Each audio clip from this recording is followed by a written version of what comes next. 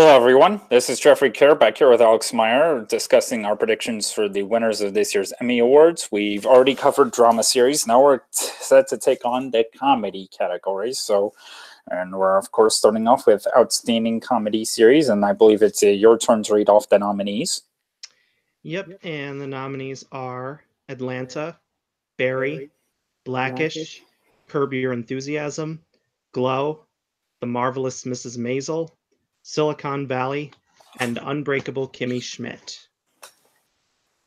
So with Veep out of the way, we have an interesting race between the season 2 show Atlanta and first-year show Marvelous Mrs. Maisel.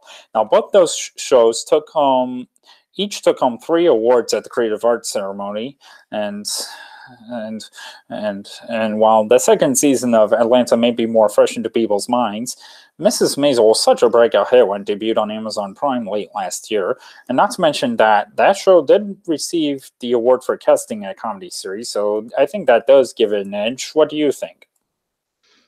In this case, I think the casting win here for Marvelous Mrs. Maisel indicates that it will win comedy series as well. And of course, it won at the Golden Globes and the Critics' Choice Awards. And while they don't always indicate what will win the Emmy, I think in this case they will. Although, of course, I think it's going to be a nail biter between it and Atlanta. I think it's going to be like whatever wins. I think it's only going to be a few votes between each of them that ultimately determines the winner. Because I mean, each would make history in their own way. They both, like, Atlanta would be the first basic cable series to win, and Marvelous Mrs. Maisel would be the first ever streaming service to win, similar to how The Handmaid's Tale was the first streaming show to win drama series last year. Yeah. So plus both of them would be a win in terms of diversity, with Marvelous Mrs. Maisel having a woman as front and center and Atlanta having people of color. And both groups are often considered underrepresented in Hollywood and entertainment in general. So I think either one of them winning is going to be a huge deal.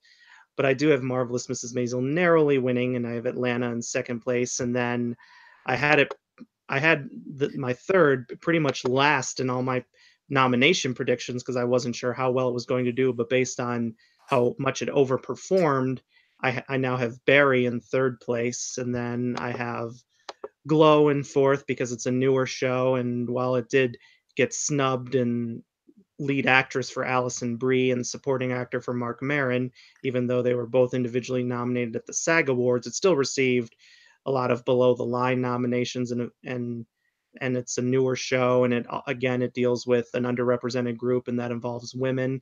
And it's a very timely show in terms of the Me Too movement because it deals with women wrestlers, and they have to deal with sexual harassment from men and all that stuff. And like Marvelous Mrs. Maisel, both those shows feature women trying to break into a male-dominated field. Mm-hmm. And they're both period shows, with Marvelous Mrs. Maisel set in the 50s and Glow is set in the 80s. And yes, and then I have Blackish in fifth because it's still a relatively popular show. It gets about the same amount of Emmy nominations each year, and it still does well for ABC, even though creator Kenya Barris just left ABC for Netflix due to some clashes he had with some of the episodes. Like, they had one episode about football players taking a knee that ultimately never got aired because of creative differences between him and ABC about it.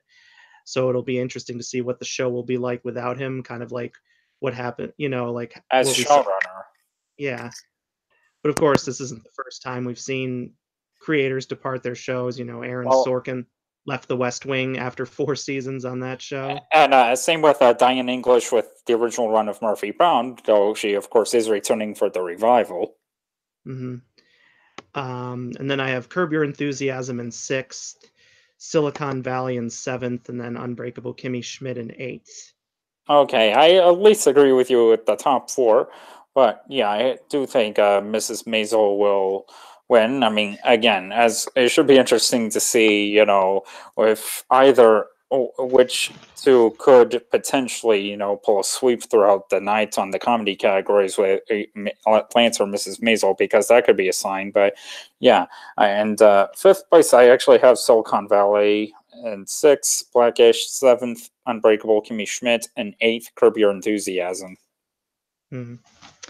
Um, all right. Well, I have Curb Your Enthusiasm, I guess, a little higher because even when it takes a break of several years, it always gets nominated here. And if it's obvious Emmy voters have not yet grown tired of Larry David, but I just think Silicon Valley has almost no chance of winning just because it's never won any top category, even though it gets nominated here every year. And plus, it features, I think the Me Too movement could affect it here in two ways. One, the fact that TJ Miller used to be a cast member. I know he left over creative differences with his character, but of course, TJ Miller was recently arrested for making a false bomb threat. And one actress who was a guest star in Silicon Valley basically just slammed TJ Miller, saying he was just an absolute bully on the set and he was very difficult to work with. And that basically this show, from what I hear, is a very displays a lot of toxic male characters that people argued shouldn't be shown on TV anymore in the wake of Me Too. Hmm. And plus, the tech industry in real life has had a reputation for having a lot of toxic men harassing women, like with that Google engineer who wrote that memo claiming that men are biologically smarter than women or something like that. Well, yeah, and I guess a reason why I have Silicon Valley ranked the way it is, well, is because A, perennial nominee, and B, well, it's also up for writing and directing, so I guess that doesn't hurt. Yeah, Though, true. no, this year, no, it doesn't have any acting nominations this year.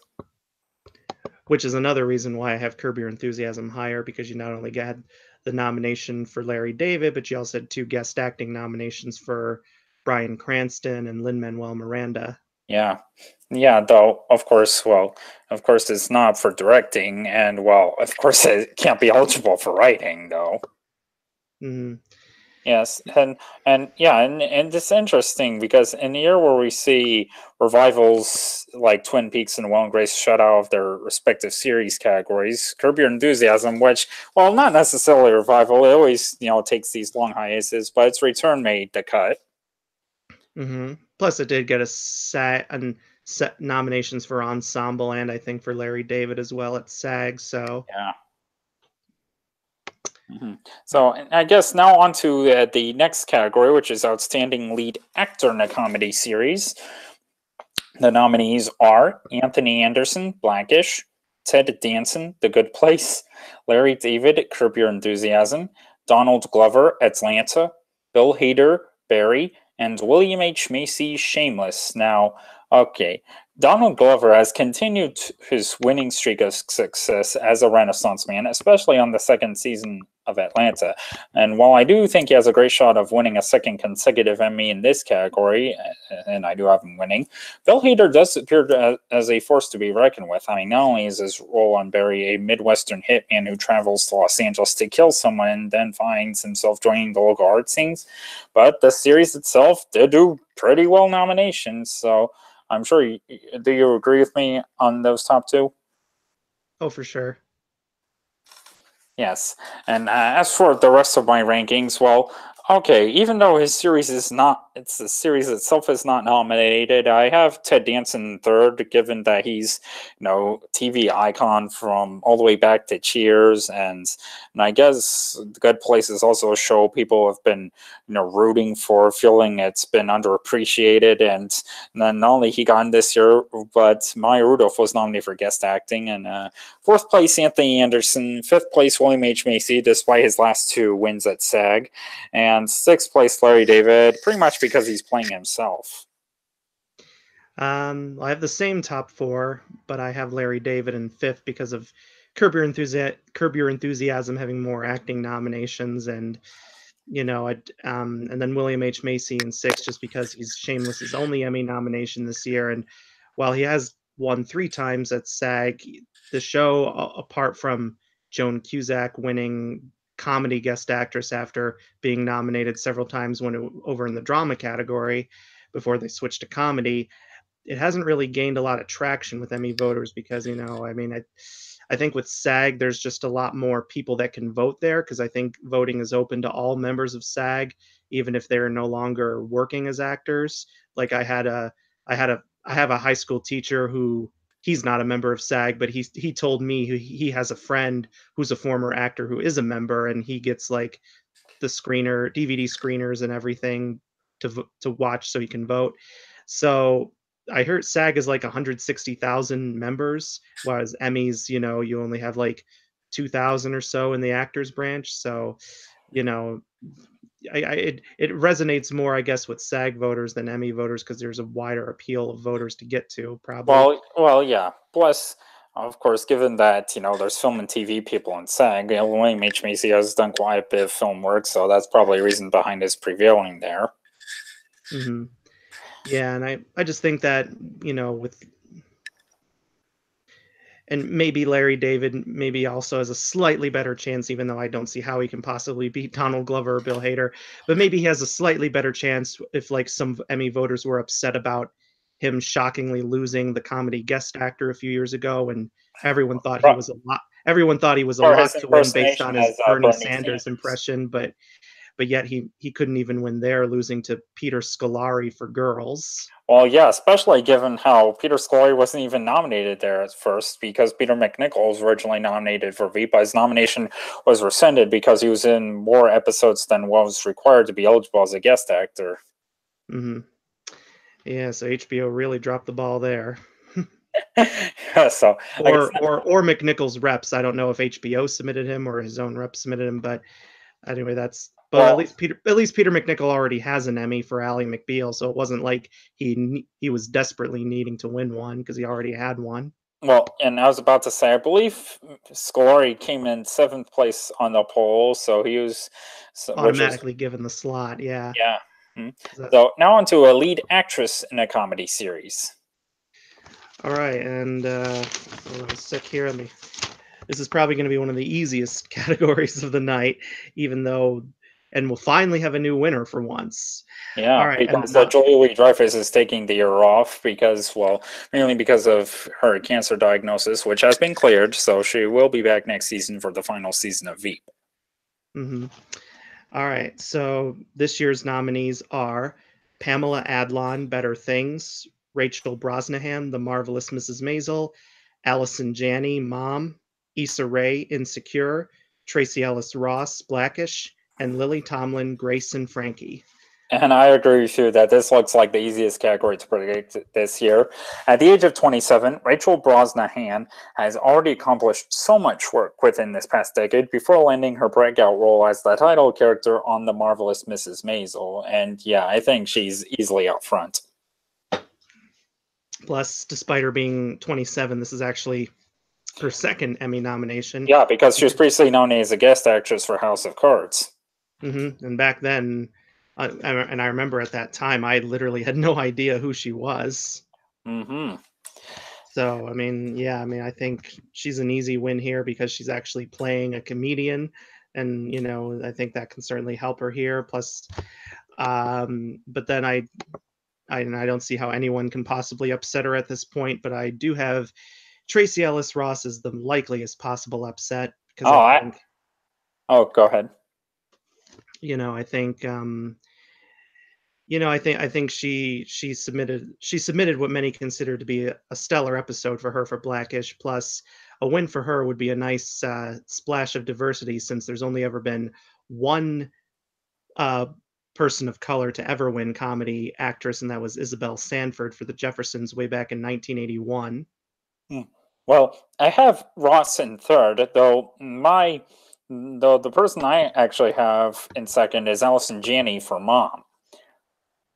Right. I mean, I was going back and forth between putting her and Tracy Ellis Ross in second place, and with Allison Janney fresh off her Oscar win for I Tanya, and just the fact that she's won 7 times before for not only Mom but Masters of Sex and The West Wing too. Which, obviously Emmy voters love her, Mm-hmm. but I just think maybe some Emmy voters may feel, well, she's already won enough times. We don't need to give it to her again Well, yeah, right now. well, Plus, Mom has never Mom, while it's gotten a few technical nominations here and there, it's never gotten any other main nominations. Like it's never gotten a nomination for its other lead, Anna Faris, nor has it ever gotten a series nomination. Yeah, and I was about to say to your point of how people are feeling is like you've won enough already because, of course, she, like, literally, along with the other three acting winners of this year's Oscars, swept through all the major televised awards now.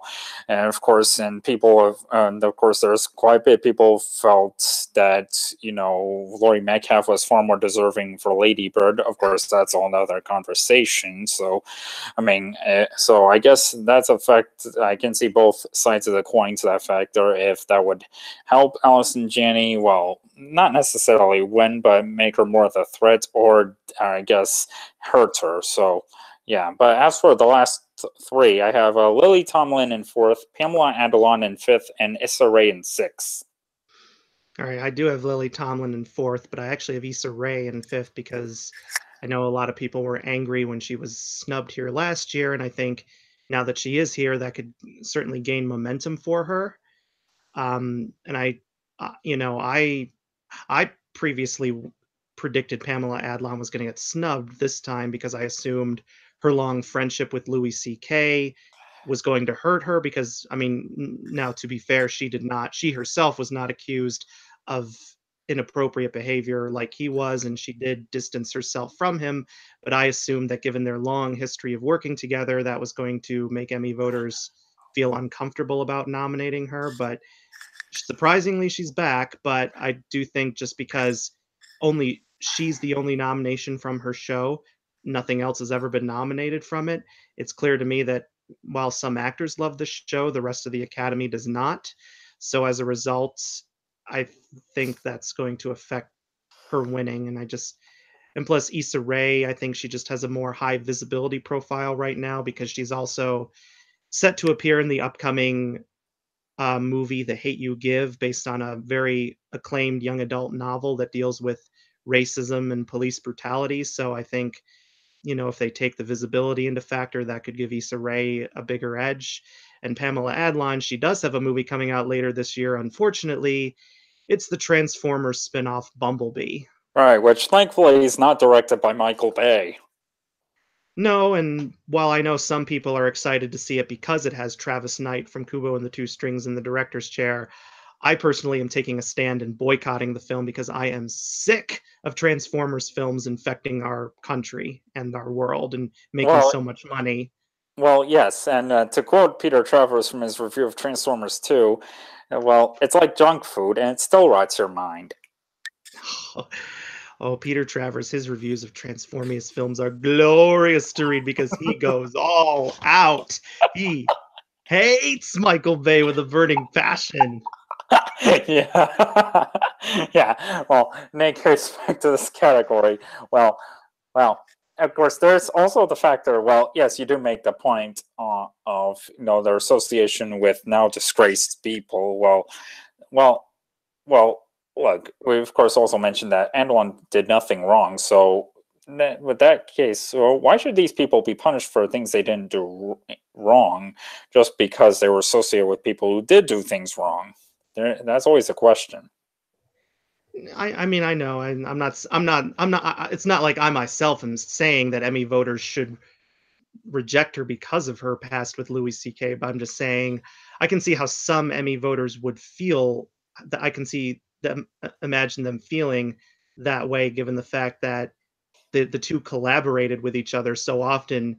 I bet some Emmy voters might wonder, well, didn't she see this behavior at some points? Couldn't she have done anything to stop him about it? Because it's not like they were just casual pals. They knew each other for a long, long time. And I can see how some Emmy voters may feel, well, why didn't she speak out about this sooner? Why didn't she try to stop it? It's just, I mean, I think for her, it's just a poor circumstance of being caught up in like with the wrong person at the wrong time, basically. Hmm. And let's not forget Louis C.K. helped create her show Better Things. So that too, I think he's been removed. His credit as executive producer has been removed, but of course, it's always going to say like created by Louis C.K. and Pamela Adlon in the credits. So Hmm. that I think, I just I just don't see how she can possibly gain any votes beyond like her beyond like her most ardent fans, basically. Okay, well, now in any case, on to Outstanding Supporting Actor in a Comedy Series. Now I believe it's my turn to read off the nominees. Yes. All right. The nominees are Louis Anderson, Baskets, another Louis C.K. property, Alec Baldwin, Saturday Night Live, Titus Burgess, Unbreakable Kimmy Schmidt, Brian Tyree Henry, Atlanta, Tony Shalhoub, The Marvelous Mrs. Maisel, Kenan Thompson, Saturday Night Live, and Henry Winkler, Barry. Now, I have Henry Winkler winning this award for Barry. This is the one major award on the primetime telecast that I think Barry will win. I mean, not only that, but of course, Henry Winkler has been an TV icon since the 1970s, who's never won a primetime Emmy despite 6 prior nominations. Mm-hmm. Yeah. Um, I think I think he's just going to be I think kind of like Louis Anderson 2 years ago, he's going to be like the legend who's never won before will finally get his moment in the spotlight. Not Yeah, only as a not only as a win for this, but also kind of a career achievement win as well. yes. Well, yes. Although for many people, what many people have said, they say he is genuinely deserving of the award, and it's like he's still, on he's still on fire at this point in his career. Yeah. So, in other words, it wouldn't necessarily feel like just a lifetime achievement award. It's just that the narrative he has is probably just, I mean, a performance is good enough to back up that narrative, which, of course, is what people. Well, of course, this is, of course, already looking ahead into the future, but of course, and neither you, well, neither of us have seen The Wife yet, but from what I've been hearing, if Glenn Close were to win, it wouldn't just be like this lifetime achievement award. From what I've been hearing, people think the performance is actually great enough to win on its own merits. But of course, back to this, yeah. And as for who I think could edge out Winkler, I have Tony Shalhoub in second place. He's a veteran who has won 3 times before as the title character on Monk, and if he wins here, it could definitely be a sign of how strong Mrs. Maisel is. I mean, just like how he got caught up in a huge sweep for the band's visit at the Tony Awards a few months ago. Mm-hmm. And then yes, so I have those top two. And then I have Brian Tyree Henry in third because he submitted an episode in which it was basically centered almost entirely around him. And plus, he has a huge visibility factor. I mean, in the film world, he had Hotel Artemis, which came out earlier this year. And And he, while that was a box office flop, his performance in it was quite good. And I think that movie is quite underrated, actually. And of course, he has 3 more movies. He just had including Widows. he just had White Boy Rick, which came out in theaters yesterday, and he has Widows, and he also has, of course, another possible awards contender if Beale Street Could Talk. Right, which is of course, he's in the follow-ups to the Oscar-winning films from Black directors like Steve McQueen and Barry Jenkins. Mm-hmm. Plus, he's currently filming what is probably going to be one of 2019's most anticipated films, The Woman in the Window. Mm-hmm. Yeah, which is this looks to be like this Hitchcockian kind of thriller from Joe Wright that stars Amy Adams and Gary Oldman. And I think Anthony Mackie's in it too. Oh yeah, I think so. Yeah, and I agree with you that Brian Tyree Henry is a dark horse. I have him third. I mean, in fact, with Cat Williams pulling an upset for his guest appearance on Atlanta at the Creative Arts last weekend, I do wonder if that could bode well for Brian Tyree Henry. I mean, as we're in this third consecutive year of the Emmys utilizing plurality votes instead of a rank system, we've been seeing more or lesser known actors taking down the veterans. And, Brian Tyree Henry would be an example of if he were to win, taking down Henry Winkler and Tony Shalhoub, but both TV veterans. Mm-hmm. But I think with Henry Winkler, there could be the whole overdue, he's never won an Emmy before factor going into the vote. So yeah, and I believe they have been pushing that narrative. Mm-hmm. But then I have Titus Burgess in fourth because even though he and the show are the only Emmy nominations for Unbreakable Kimmy Schmidt this year, I think there could be some momentum for him just due to the fact that a lot of people really like him on that show and think, and he's been the one person always getting nominated every year, and there might be some people who think he's overdue for a win because he did win the Gold Derby Award 3 years in a row, or Oh yeah, four, I guess that would be considering start in 2015 for him with Unbreakable Kimmy Schmidt. But I could possibly see, but then again, given the fact that the show keeps getting less and less nominations each year, that also diminishes his chances. But of course, part of the reason for that this year, I think, is because of the fact that they only released the first half of this season while Tina Fey was finishing up her work for the stage adaptation of Mean Girls. Oh yes, So and I was about to say that I was about to wonder if if Emmy voters might just save their votes for next year, given that the second half of the final season will be debuting later in the season. yeah, I was just about to say that as well. So I have a feeling they could just give it to him next year as like a goodbye for the show and give it to Henry Winkler now. Hmm. And then I have Alec Baldwin for Saturday Night Live because even though his Trump impression isn't as prominent this year as it was last year, right after Trump had taken office, I do think, just because he's had such a long history with the show, not only as a guest performer but host as well, that could give him an edge here. And then Louis Anderson, I have in sixth, just Oh, because of his past win, I think could kind of help him here, but it's obvious by this point that Baskets is probably not going to gain any more Emmy traction because of the we Louis C.K. factor. yeah, well, I mean, it's never gotten any writing or directing nominations at this point, and the fact that Louis C.K. was a producer on it could hurt it here, and given the fact that he won 2 years ago, kind of both for the show because he did get a lot of acclaim, as well as kind of an achievement given that he's been a comedian for decades now, and And he's a man playing a woman. I mean, it's not like Robin Williams as Mrs. Doubtfire, or Dustin Hoffman and Tootsie, or Jack Lemmon and Tony Curtis and something like it. It's more like Divine and or John Travolta in both film incarnations of Hairspray.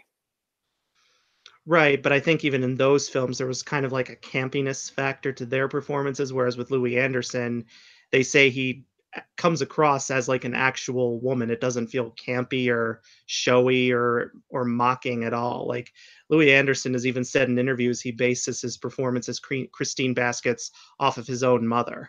Hmm. And he's Yeah. like, and he said like, he grew up in a very dysfunctional home, whereas while his father was extremely abusive, his mother was very loving and supportive and very protective of her children because he grew up with like 10 siblings. Hmm.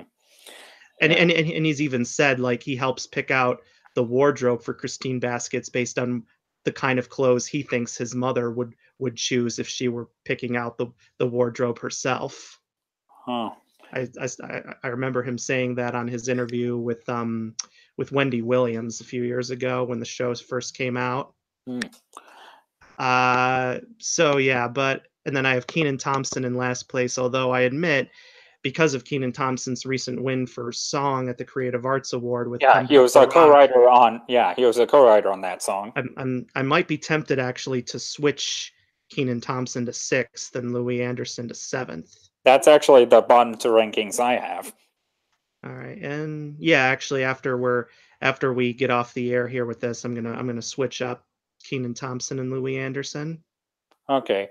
Yeah, and as for my fourth and fifth place, well, I actually have Alec Baldwin fourth mainly because he just won last year, and of course, although he doesn't seem likely to repeat, well, I guess it could still happen. And fifth, Titus Burgess. So now on to Outstanding Supporting Actress in the Comedy Series. The nominees are.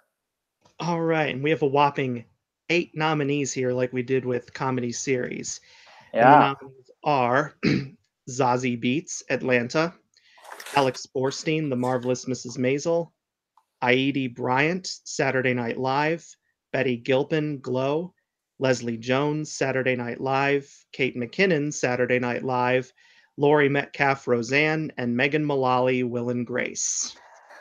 Okay, so I have Alex Borstein out front. I mean, she's been that veteran actress who, up until Marvelous Mrs. Maisel, has only been known for her voice work on Family Guy, and Yeah, with the former series, well, with Mrs. Maisel, she's lately been having her biggest moments in the spotlight. Not to mention that she did just win the Emmy for Outstanding Character Voiceover Performance for Family Guy last weekend at the Creative Arts. So I'd say the safe money is on her. Hmm. And while we've seen actors be nominated several times in the past for two acting categories for different types of mediums, and maybe they might win one and lose the other, and it's rare to see them win both categories they're nominated for, but on occasion it does happen. I could see that happen. Like we saw at SEC a few years ago, where Idris Elba won for both Beasts of No Nation and Luther. Or in 2014 when Allison Janney won Guest Actress in a Drama for Masters of Sex and Supporting Actress in a Comedy for Mom. And we also saw that in 2002 when Stockard Channing won Drama Supporting Actress for The West Wing and Limited Series Movie Supporting Actress for The Matthew Shepard Story. Yeah. And of So, course, let's not forget Kate Winslet won 2 Golden Globes on the same nights for Revolutionary Road and The Raider. mhm. And so I think Alex Borstein will definitely be included with the Marvelous Mrs. Maisel sweep, I guess. Mhm. Um, and then but I do think Kate McKinnon could possibly pull off a third consecutive win for SNL. But I think, given the fact that she's not doing the Hillary Clinton impression much anymore, she's more now on like Kellyanne Conway and other people like that. I think the Hillary Clinton impression was a big factor in her winning the past 2 years. Yeah. So I don't really, and uh, and then I do have, even though this vastly underperformed in the nominations, I do have Megan Mullally in third place Oh. because she's won the most times out of all the Will and Grace cast members. She was the only one to win twice in the past. And she did submit the episode that many consider to be her standout performance of the season, which is Rosario's Quinceañera. Hmm. Well, I have Malali in sixth place. I mean, then again, Will and Grace did do. I guess it won a couple Creative Arts last weekend, so I guess it's not too impossible. But then again, I mean, it does seem that the industry doesn't seem to be too crazy about TV revivals. I mean, if that was the Right. case, we would have seen Twin Peaks make it into limited series, Kyle MacLachlan into lead actor. We've seen probably would have seen Will and Grace do better here, but no, Well, no. with Twin Peaks, that's more. Twin Peaks is a very bizarre series, to say the least. So that's kind of, I think, your personal taste on David Lynch can affect whether or not you voted for it. And so, Hmm. whereas with this nomination here, it's only the actors branch that can vote for it. So That's true. clearly, they still love her on the show if she was the only one of the cast, in the main cast, I should say, because Molly Shannon did get a guest actress nomination. Yes. If she's, given the fact that she still managed to get through and she's won twice in the past, and like I said before, she did submit what many thought was her best episode, which also won the a Writers Guild Award earlier this year. So that in itself could, because the episode, from what I read, it deals with Karen having to say goodbye to her longtime maid Rosario, who dies. I mean, I guess off screen, because while the actress who plays Rosario, Shelley Morrison, is still alive, she retired from acting several years ago and chose not to take part in the revival. And because Rosario was such a fan favorite character, the creators opted not to recast the role because they knew fans would probably hate whoever it was. Hmm. So, plus it gave her a lot of great range as Karen, and not just her being the drunk the drunk lady, I guess, because Uh that's huh. what she often is. Yes. But then But and then oh, I'm sorry. I was gonna finish off my rankings here, and then How about I go first by saying, actually, my third place ranking is actually Zazie Beats because I think if she wins here, it could definitely be a sign of how strong Atlanta is. mhm. um, I do have her. Well, I'll get to her real quick. I do have Laurie Metcalf in fourth because, like Megan Mullally, she won the most out of any cast members of Roseanne. She won 3 years in a row in the 90s. So clearly, Emmy voters love the character of Jackie, and the fact that she still managed to get nominated despite Roseanne Barr's racist tweets leading to the show's cancellation. That shows that the voters still love the character, and Or at least Metcalf. I mean, she's been having quite a year with, well, at first her being the early frontrunner to win the Oscar for Lady Bird, all until Allison Janney starts sweeping everything. And, there probably is still goodwill towards her for that. And I guess also goodwill to her for having to put up with the Roseanne Barr debacle, and which, I mean, of course, there's speculation of those factors led to her pulling an upset at the Tonys a couple months ago when not a lot of people were expecting her to win second year in a row. hmm well, although she did win for a different category though. Well, yes, I mentioned in my blog about the fun facts about this year's winners is that she's the third actress to have done so, following the footsteps of Shirley Booth and Sandy Dennis. Mhm. Yeah, so, and plus the fact that we are still getting the Roseanne spin-off, The Connors, coming out Yeah, in October, so the fact that the other the show in a way is not dead, just getting life without Roseanne, basically. revamped. Yeah, Yeah, so everyone else can keep their jobs. right. Which is what Roseanne Barr admitted why she signed off on the agreement to not have any creative or financial benefit with this spinoff, because she said she felt bad that 200 people lost her jobs from one tweet that she wrote. Mm-hmm. I mean, so it's good for her on that, but she's still making up the stupid, "Oh, I was on Ambien" excuse. Like, apparently she's going to be on the Dr. Oz show, which was already pre-taped, and there was like preview of Roseanne on Dr. Oz, and she makes up the stupid, "Oh, I was on Ambien, it made me say this stuff." So she isn't exactly completely uh she hasn't completely atoned for what she did. Hmm. But anyway, and plus, Laurie Metcalf, while there was some criticism for a while that many people felt the character of Jackie wasn't being utilized enough, that they were giving too much attention to Roseanne, Laurie Metcalf did submit what many consider to be Jackie's standout episode, and that was the No Country for Old Women, which had Mm-hmm. her dealing with her impossible mother, played by the great Estelle Parsons. And yes, and I believe her boyfriend, played by the great Christopher Lloyd. Yeah. Estelle Parsons' boyfriend, we should say, not Laurie Oh, Metcalf's. yeah. Sorry. But one of the famous things about the original version of Roseanne was Roseanne and Jackie's contentious relationship with their mother Beverly, especially Jackie. The two would get into arguments all the time, and they're picked up right where they left off on that. But I think, and then I do have Zazie Beetz in fifth, because I think, again, with Atlanta's success and her visibility from her recent movies like Deadpool 2, and she's going to be in the new Joker movie with Joaquin Phoenix. So, she's definitely an it girl right now. Kind of like Rachel Brosnahan too. And then I have Betty Gilpin in sixth, and then I have Leslie Jones and Aidi Bryant in seventh and eighth. I agree with those bottom two.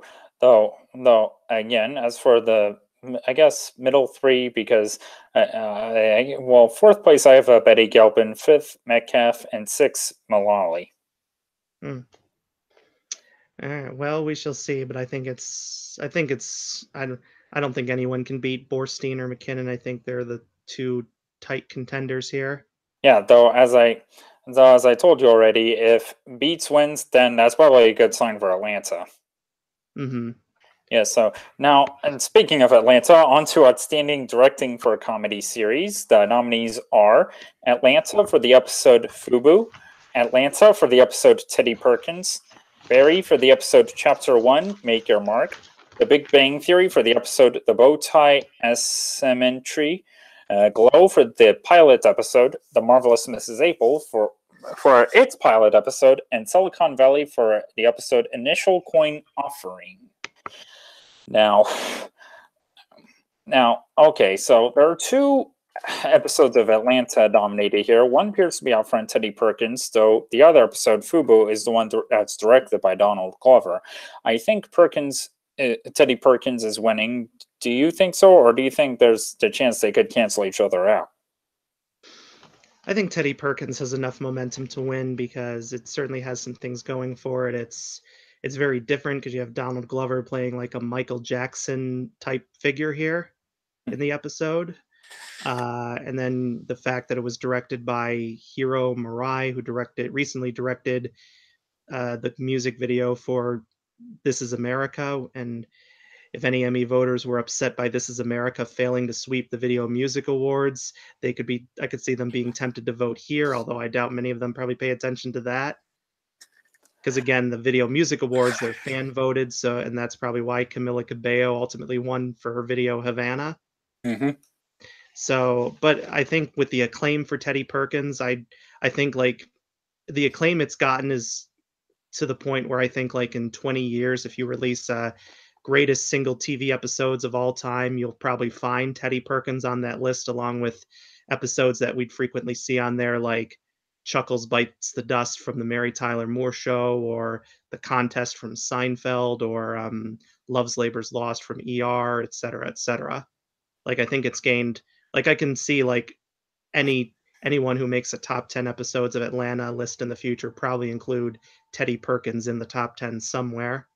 Yes, and my second place choice is the pilot episode of The Marvelous Mrs. Maisel, and of course, as we talked about in the drama categories, I think, well, of course, writing is more of probably a better indicator at this point than directing, but if Mrs. Maisel wins both writing and directing, then that's probably looking good for the show. But yeah, and the rest of my rankings: third place, Barry. Fourth place, Donald Glover's directed episode Fubu for Atlanta.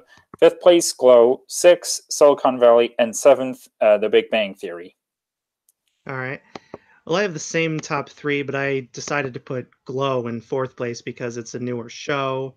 And they, again, with the dealing with kind of women in a male dominated industry and the Me Too movement going on, that could maybe give it a little more edge. And I just think, but I did put Atlanta's Fubu in fifth place, mainly because I just don't think there's any way it'll win against either Teddy Perkins or the marvelous Mrs. Maisel's pilot. And Mm-hmm. then I have Silicon Valley in sixth and The Big Bang Theory in seventh. And of course, the main reason why The Big Bang Theory is only here is the new rule that says at least one multi camera series comedy must get a nomination here. And the Emmys accidentally forgot to include it in the initial press release. And The Big Bang Theory managed to get over Will and Grace. True. I mean, I thought if anything, Will and Grace would probably get in here for Rosario's Quinceañera, but no, they put in the the bow tie asymmetry from The Big Bang Theory, which I guess I can understand to a certain extent because it was the season finale, and season finales tend to be popular in directing, and plus it was a very hyped episode. It featured the wedding of Sheldon and Amy, and because of course it deals with nerd culture, they of course have Mark Hamill playing himself, who also is presiding over the wedding. Hmm. Yes, and not to mention that Will and Grace has the legendary James Burrow directing every episode. And of course, we'll see how Big Bang Theory fares in its final season when it comes to next year's Emmys. But yeah, in any case, I guess now on to Outstanding Writing for a Comedy Series. The nominees are. All right, hold on, I gotta take a drink. Okay. All right. So the nominees are Atlanta for the episode Alligator Man, Atlanta for the episode Barbershop, Barry for the episode Chapter 1 Make Your Mark, Barry for the episode Chapter 7 Loud, Fast, and Keep Going, The Marvelous Mrs. Maisel for its pilot, and Silicon Valley for the episode 51%. I think the pilot for Marvelous Mrs. Maisel is out front. I mean, we've talked about how Amy Sherman Palladino has probably been underappreciated when it comes to the industry in the past. I mean, obviously she's most known for Gilmore Girls, which I'm not, well, I've never seen Gilmore Girls, so I can't. Me neither. Me neither. But I Well, mean, yeah, it's because amazing how much people love that show. I mean, I was I'd kind of heard of it when I was in middle and high school, but I never watched it because back then I associate as mainly like a girls show. Like among people I knew, it was like a show that it was considered a show that only girls would like and that boys would hate. But It Like a does seem to have Dawson's Creek.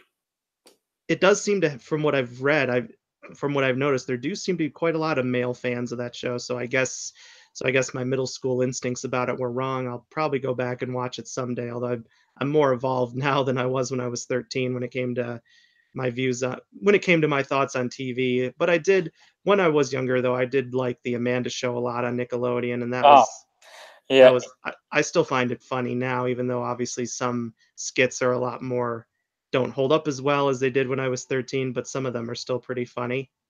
yes, and well, yes. As for the second place, I have Alligator Man for Atlanta, pretty much because that's the Donald Glover directed episode, and Donald Glover managed to win directing this character. Well, oh, sorry, this is writing. Donald, well, and of course, Donald Glover and Renaissance Man. No, third place, Make Your Mark, the pilot for Barry, given that's written by the creators Bill Hader and Alec Berg, and fourth place, I have Barbershop for Atlanta.